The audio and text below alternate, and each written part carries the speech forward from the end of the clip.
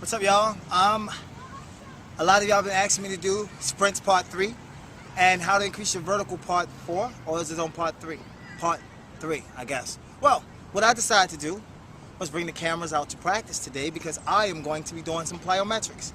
Plyometrics will help you with your sprinting a lot, and it will also help you with your vertical a lot. As we know, the best leapers, jumpers, and explosive power coming from sprinters in the world comes from doing plyometrics. So what I'm going to do is I'm going to take y'all through a few basic plyometrics. We're going to go through some simple plyometrics, then we're going to move our way to more difficult plyometrics. Every time I'm doing a set, you do it in reps of 12 to 15. You don't have to write in the comments how many reps and how many times a week. You can do it twice a week depending on how your body feels when you're doing the plyometrics. So let's get started.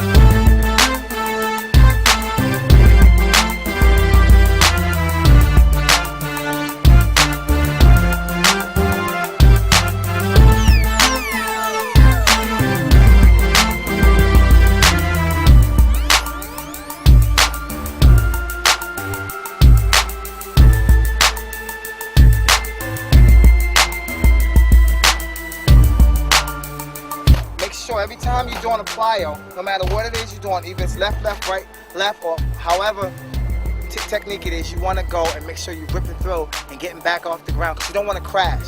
A lot of times athletes, they'll go up, especially high schoolers and college athletes, they'll go up and they'll come down, they'll crash. And then they can't come back off because they lost all of their speed. You don't want to lose your speed and your momentum, so you want to make sure that you just keep it going. Sorry for the sweat, y'all, but it's hot as hell.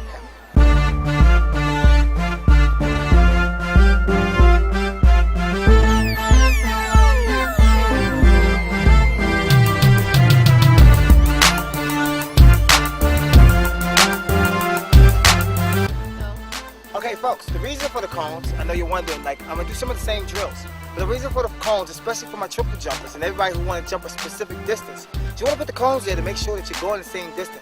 Because a lot of times, you have a weak second phase. All my triple jumpers, you know what I mean. You come off your initiated phase, when you go to your second phase, it's really short. And then, you know, back in the day, they used to call it hop, step, and a jump. It's really not. You really got to get 3 jumps in.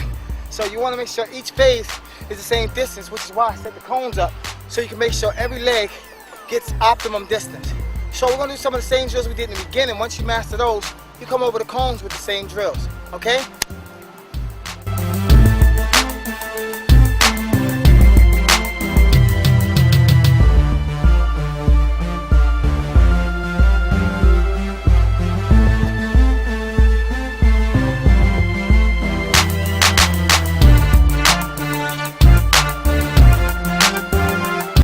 You want to start out lower and then go to higher impact. Don't start off thinking you can do the heavy stuff and then you tear your ACL or you mess up your shins or your ankles. If you have a coach or if you have someone who's training you, please ask them first before you do those plyometrics. Those are really tough exercises to do, but they will help your jumping ability ridiculous. I mean, a lot of people have been asking what my vertical is. In peak season, I had a 48-inch vertical.